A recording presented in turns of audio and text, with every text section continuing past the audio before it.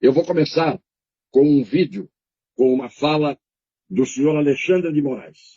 É como se contestar um resultado democraticamente divulgado com movimentos ilícitos, com movimentos antidemocráticos, com movimentos criminosos que serão combatidos e os responsáveis apurados e responsabilizados sob a pena da lei. A democracia venceu novamente no Brasil. E quero parabenizar o Tribunal Superior Eleitoral, os tribunais regionais eleitorais, todos os juízes eleitorais, os membros do Ministério Público Eleitoral e, mais do que isso, parabenizar a sociedade, as eleitoras, os eleitores, que em sua maioria massacrante são democratas, acreditam na democracia, acreditam no Estado de Direito, compareceram, votaram em seus candidatos e aceitaram democraticamente o resultado das eleições. Aqueles que criminosamente não estão aceitando, aqueles que criminosamente estão praticando atos antidemocráticos serão tratados como criminosos.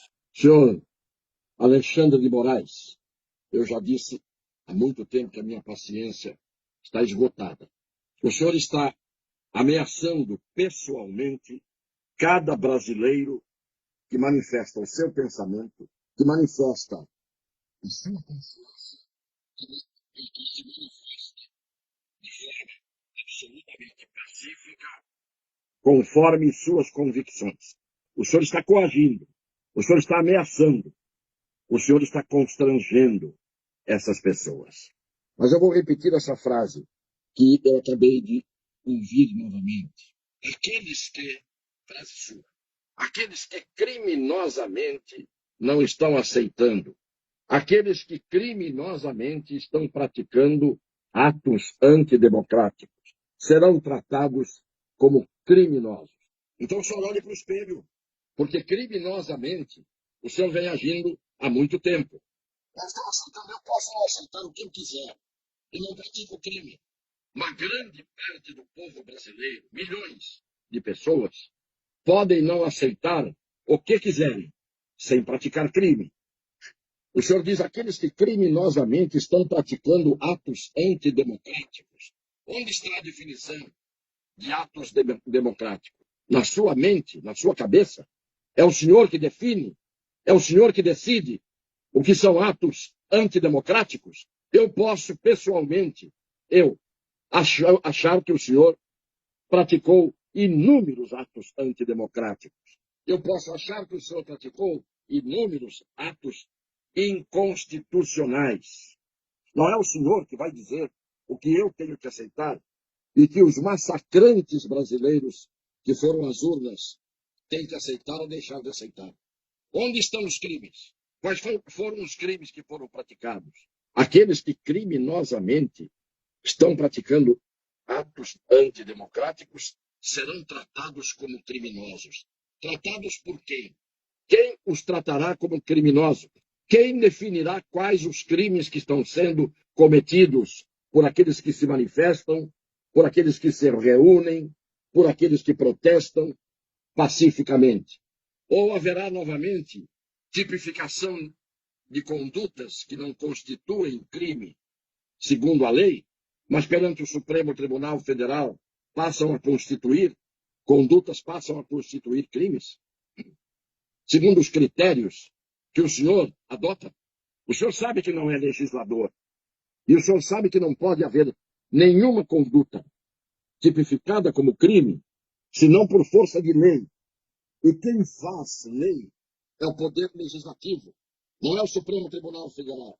Porque esta ameaça que o senhor renova, depois de ter chamado de imbecis aqueles que usam rede social, não todos, mas disse a rede social deu voz, as redes sociais e a internet deram voz aos imbecis. Isto é postura de um ministro do Supremo Tribunal Federal? Onde é que está a tipificação criminal daqueles que se manifestam, daqueles que têm o direito de protestar, têm o direito de reunir-se, têm a liberdade de associação, que estão aqui na Constituição? Todas essas liberdades, o senhor resolve decidir se as revoga.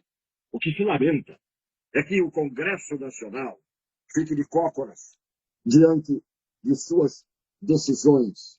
O senhor está incorrendo, senhor Alexandre de Moraes, em crime de abuso de autoridade.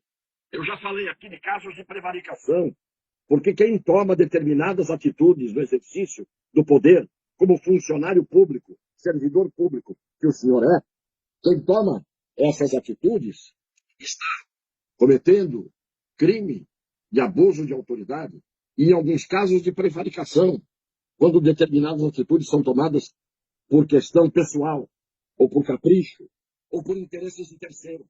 Está na lei, que eu estou dizendo. Está na lei penal. Não consigo me calar diante dessa truculência, até na forma de falar. O senhor está se manifestando na nação com fisionomia de ódio, com os olhos esbugalhados, a face crispada, falando em democracia, mas com essa expressão de ódio, de confrontação. O senhor não é um pacificador. O senhor acerra os ânimos. O senhor provoca. E era preciso que alguém dissesse isso ao senhor, pessoas que o senhor ouvisse. Não é a mim que o senhor ouvirá. Nem eu tenho essa pretensão de querer que o senhor me ouça. Quando as facções criminosas no Rio de Janeiro comemoraram o resultado do primeiro turno das eleições, brandindo suas armas absolutamente bélicas, não são os revólveres e as pistolas de baixo calibre que são vendidas, a qual tem direito de portar cada cidadão de bem. Ali ninguém tem porte de arma. Aquelas armas não são armas fabricadas no Brasil. Aquelas armas não têm o porte permitido, nem a aquisição. E quando todos aqueles metralhavam, as suas armas funcionavam em sinal de regozijo pelo resultado da eleição, eu não vi ninguém do Supremo Tribunal Federal tomar uma atitude, dizer uma palavra.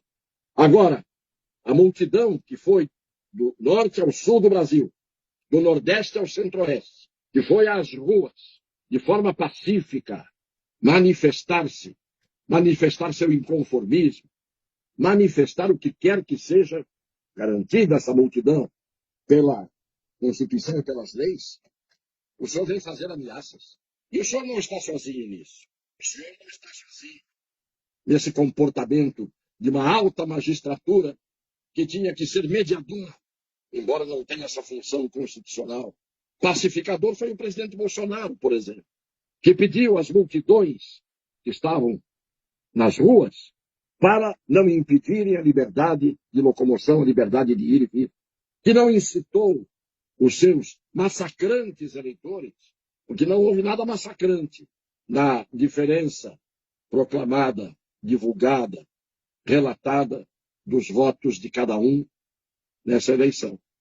Eu não vi ninguém ser massacrante e ninguém ser massacrado se esses números são números corretos. Então, a multidão massacrante de brasileiros que tem o direito de protestar, de se manifestar, tem até o direito de ir à porta dos quartéis. Por que não?